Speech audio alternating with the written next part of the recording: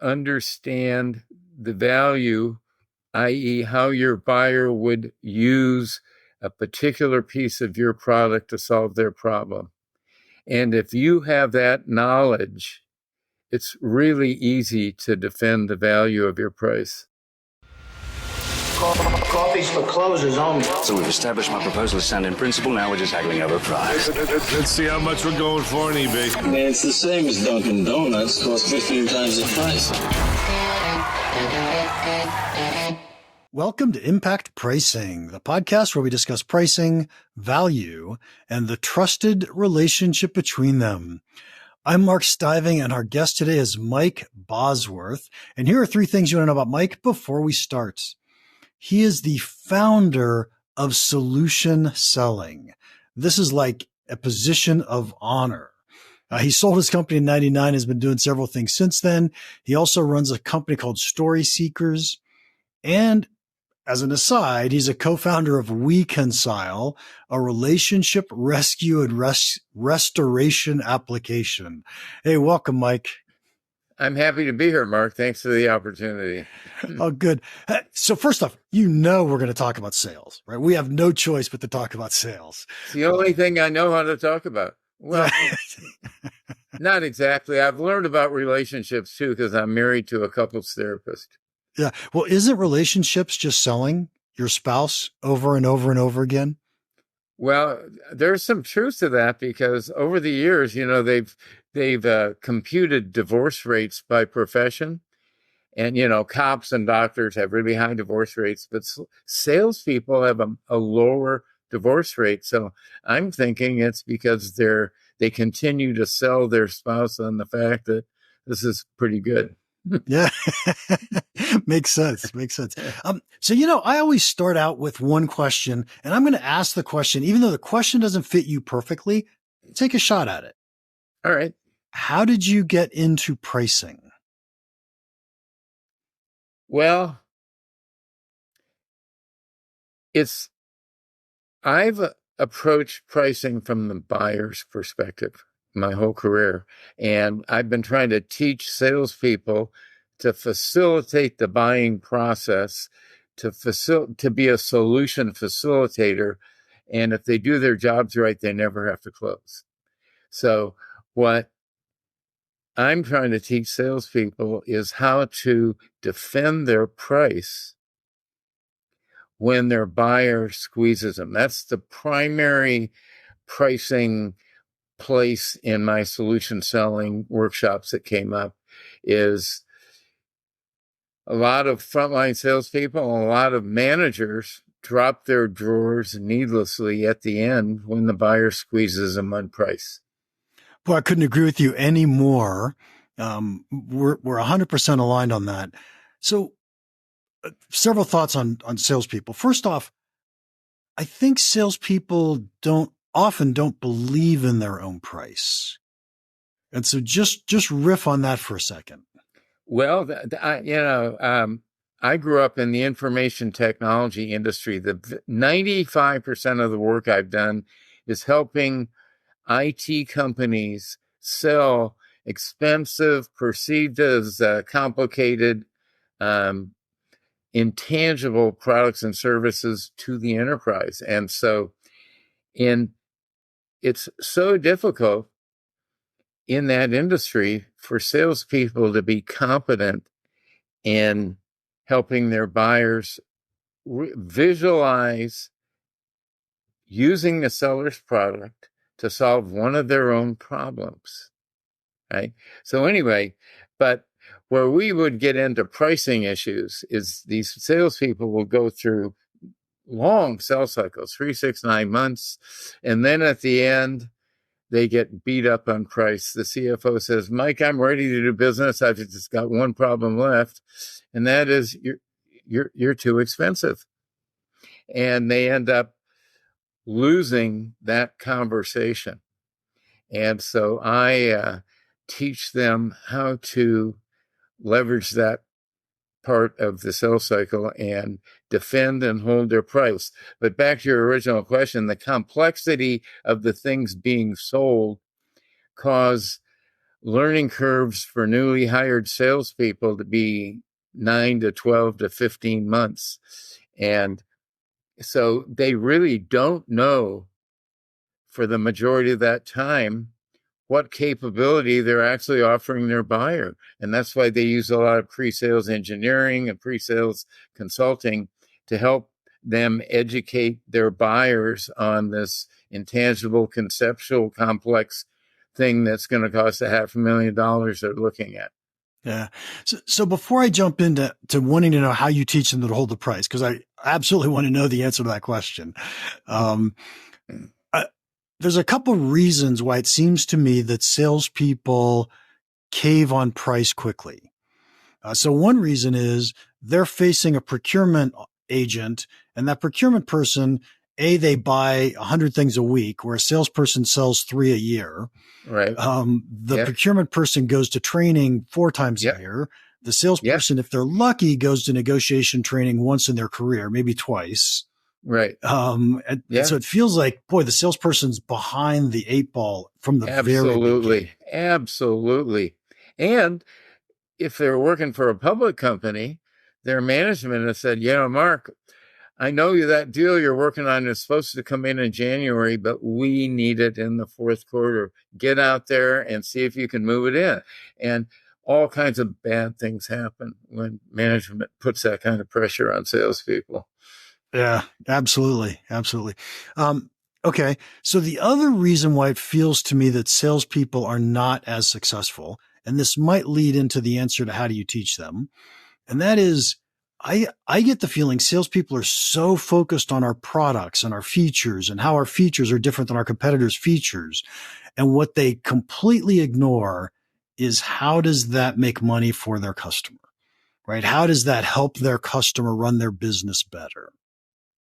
And I agree with you completely on that. And what we really want to do is we want to empower our buyer to see visually in their head that if I had the 2 things this guy is selling, I could cut my inventory investment in half. That we call that a buying vision. And it's the most difficult thing to teach salespeople how to do, especially when they don't really fully understand what they're selling. Yeah. And so when you brought up pre-sales people, so let me structure my sales organization in my optimal way. And that might be, I want my pre-sales people to know the product and the features and all that really well. And I don't care if the salesperson doesn't know it at all. I want the salesperson to know the customer's business.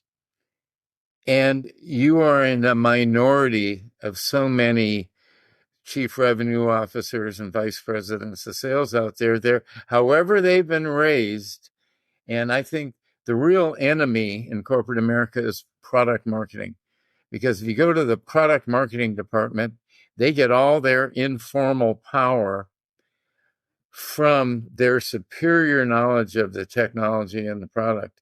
And then we hire these new salespeople, and they go in, and who do we have teach our new salespeople? Product marketing. So at the end, they can do a 100-feature PowerPoint presentation, but they have no clue how that materials manager at 2 p.m, when a vendor cancels a big order, how he or she would respond to that using our product.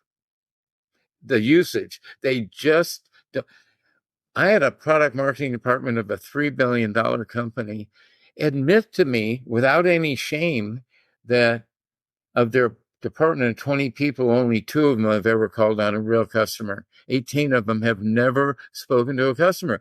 So I think the selling problem of throw up and show up and do a demo or do a PowerPoint presentation are because they have no clue how that particular executive, that particular buyer, when this bad thing happens, would be able to respond to it. Yeah, I think that's absolutely right. And not knowing the customer, not knowing the buyer's business is just, it's almost a sin for sales. It really is. It really is. Yeah. And so in my vernacular, I call this value, right? I call value. I think of value as in the B2B world, I think of value as, how do I make my customer incremental profit? right? In whose opinion? Well, so in it's by the way, it's always the customer's opinion. Okay. Always the customer's opinion. But in a lot of cases, you hear these salespeople and they're giving their opinion or their company's opinion on how much we can save you or, da, da, da, da, da. And so I like to clarify that. Oh, gosh. Yeah. Great question. And in fact, the way I think about it often is a salesperson, there's no way they know how much value any specific customer is going to get from their product because they don't know that customer's situation and everything that's going on inside the company. And by the way, that customer has no way of knowing how much value they're going to get from the product because they don't know the product and the implementation. Yeah. And so it really takes a conversation between our salespeople and our customers to jointly figure out how much value is here. Is it worth us doing business together or not? And the problem is we filled the salesperson's brain with needless fact information about the product, and we haven't helped them see and understand, salespeople don't really get good until they finally reach a point from the date of hire to their, what I call solution expertise, where all of a sudden now, if I go out and meet you and you're a CFO of a whatever kind of company, in about 2 sentences, I know exactly what your problem is. And I know exactly how you would be able to use my product to fix it. And that's when they really get good. But then you know what happens? They pass that peak. And now they're behaviorally out of whack with the buyer because now the buyer gets 2 words out of his mouth about his problem. And the seller goes, oh, we see this all the time. This is out of whack, right? This is out of whack, right? This is out of whack. Here's what you need to fix it. And they crash. And we call that premature elaboration. It feels great to the seller, but it doesn't need to always meet the needs of the buyer. I want to put this in a very different framework for a second. I have taught pricing, oh my gosh, for 8 straight years, the same course one day. I don't do it anymore, but every day. And I would know the moment you said 3 words, what question you're about to ask. Exactly. Yeah, exactly. But if you interrupt them and don't let them ask the question, you completely destroyed the class, right? And that's why buyers, Neil Rackham studied the Xerox sales force, only the top 20% in 1979, and they get hired. And this is copier duplicator, not my division. They get better and better and better and better. And at 18 months, you could set your watch by each new batch of salespeople. Their performance would peak and plummet. And that's because they got enough solution expertise that now when they saw that they had a perfect problem for their product, they get so excited, they compute the sales commission in their brain. They think about the sailboat they're going to buy, whatever, and they say, oh, here's what you need, and they blow it. Yeah. So another phrase I often use is nobody trusts your solution until they know you understand their problems. Absolutely. I completely, I might say it differently. I might say that we can't really brainstorm a solution with a prospect until we both fully understand the problem. You've got to have a problem to solve. Yeah. A problem the buyer owns to solve. It's something that I've heard many consultants say, but it hasn't really resonated with me until more recently. I've started to really internalize this. And that is, selling or even consulting, anything we do is like being a doctor where you have to do diagnosis before you can prescribe a solution. There's a few basic principles in this book, and one of them is diagnose before you prescribe.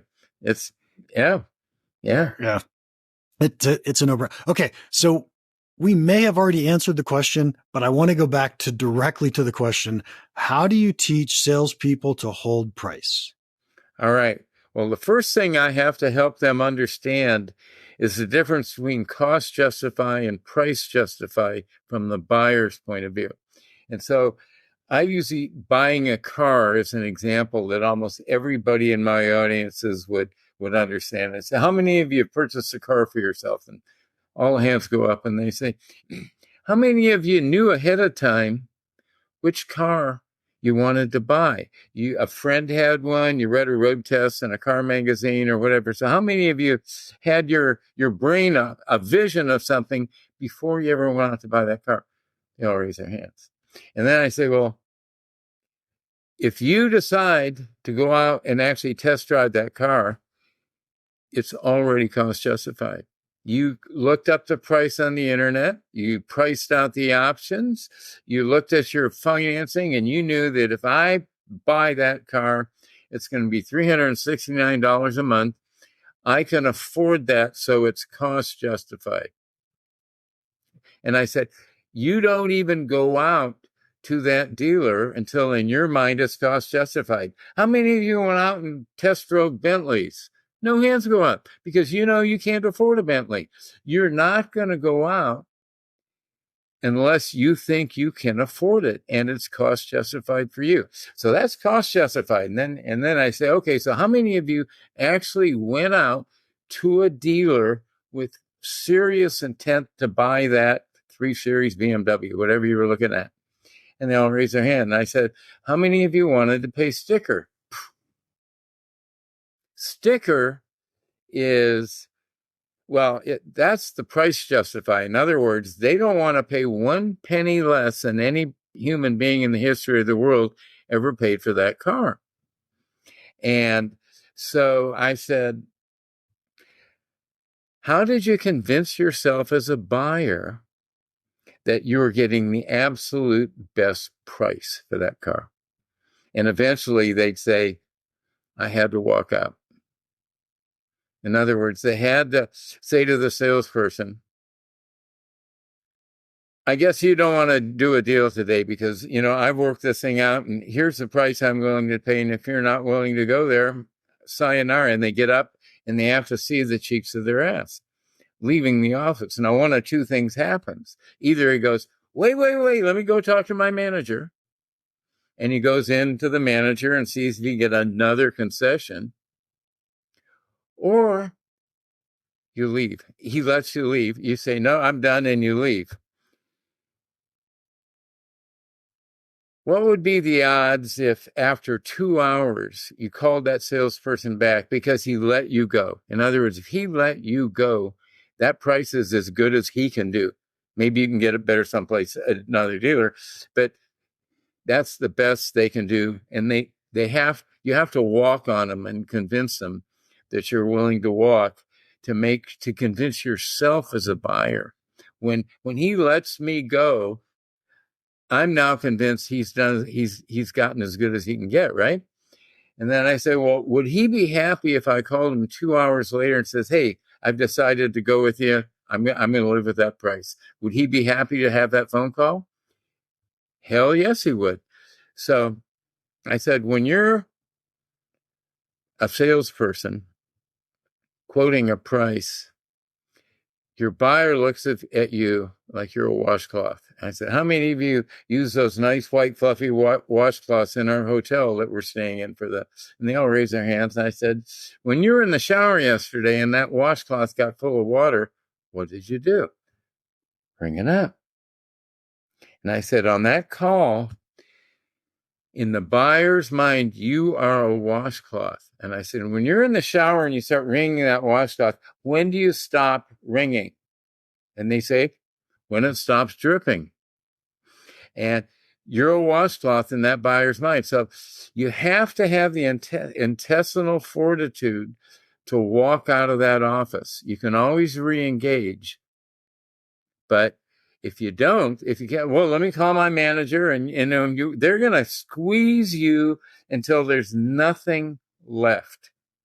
And so when we teach them the psychology from the buyer's point of view, because they've been to buying school. These purchasing guys, you think they don't know how to squeeze the washcloth? They teach them how to do that, right? And the salesperson's desperate for the business, desperate to make his quota, desperate to go to President's Club, and they cave. So now we have to teach them how to defend that. And what we have found is that if we teach the salespeople, and their managers typically have to help them, but to pre-write before you go out on that closing call, 3 polite no's. So you tell me, hey, Mike, I'm ready to go, but your price is too much. My first polite no says, well, Mark, today is March 13th.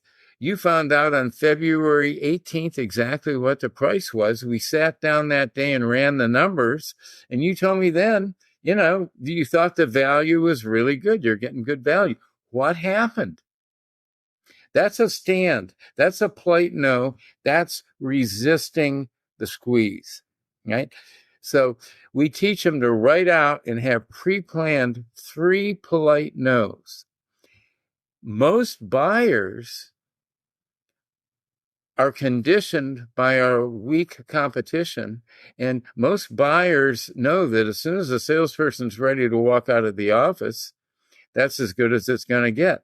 We've conditioned them that, but most salespeople don't have the intestinal fortitude ahead of time to withstand the squeezing, which is why the other Mike Bosworth rule is the only salespeople who can go out and negotiate their own prices are those ahead of quota. I say to the managers, if your salesperson is under quota, you have to go out there and provide the backbone and coach the call ahead of time. We want to teach them how to survive that call, but on their own, they're not going to have the ability to do it. Yeah, that's a great rule.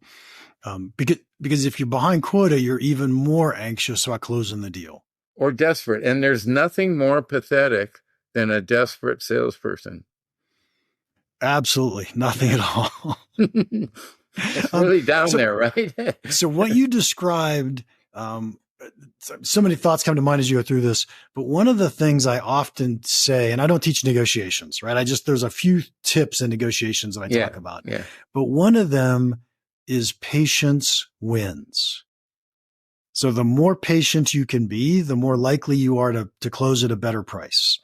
And so patience could be, I'm going to walk away. Patience could be, instead of a 10% discount, I'm giving you a 1% discount, and we're going through this 10 times before we get to 10%.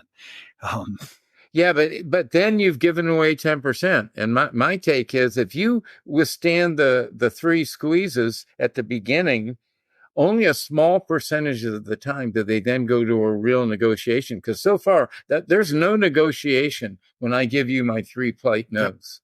I'm just drawing a line in the sand. I love that, by the way. Yeah. Absolutely love it. And so then, and it's only happened to me even 4 or 5 times, I will give the buyer 3 polite no's, and he still says, no, Mike, you're going to have to do better. So now I can open it up for negotiation. I could say, well, Mark, the only way I could do something for you is if you did something for me in return. And you know what the buyer always asks? Like what? Like what? Yeah, exactly. So now I can put what I want out there first. And I can say, well, if there were some way that you could move the phase 2 portion of this into phase 1, so we could, put it all in one deal, if that were possible, we could do something for you.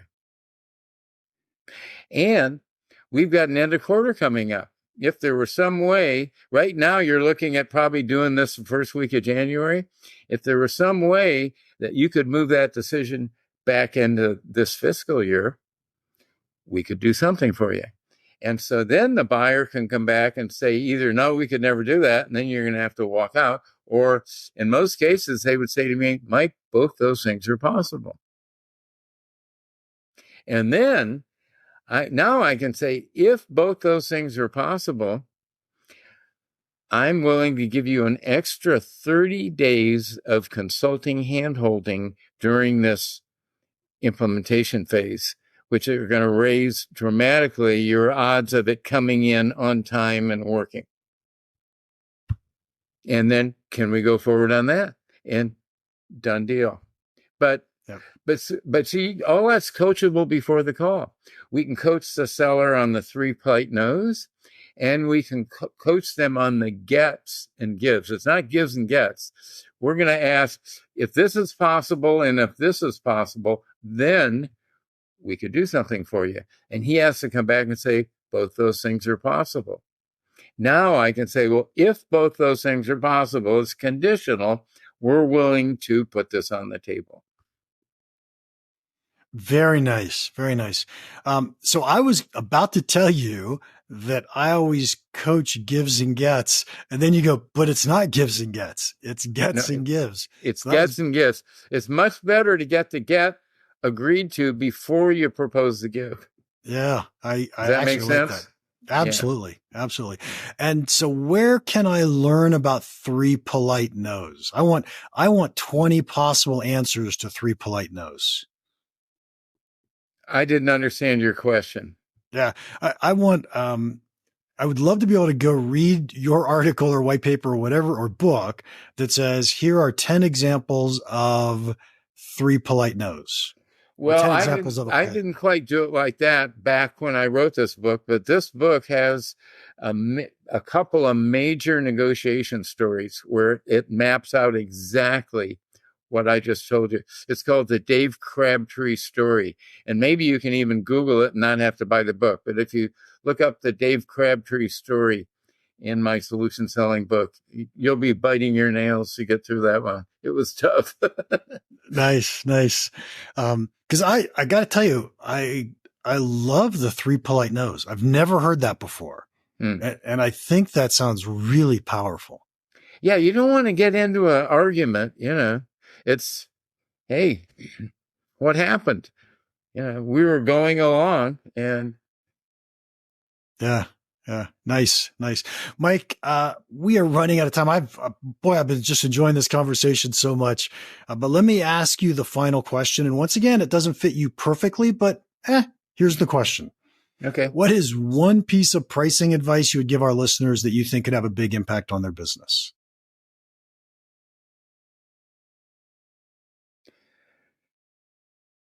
The biggest impact would be to understand the value, i.e., how your buyer would use a particular piece of your product to solve their problem.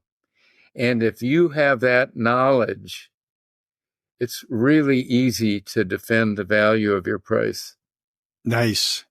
And that's an answer that I would have given too. I love that answer. So thanks, Mike. Thank you so much for your time today. If anybody wants to contact you, how can they do that? LinkedIn. Okay, we'll have your URL in the show notes as well. Yeah. And to our listeners, thank you so much for your time today. If you enjoyed this, would you please leave us a rating and a review? We hugely appreciate those. And if you have any questions or comments about this podcast or pricing in general, feel free to email me, Mark@impactpricing.com. Now, go make an impact.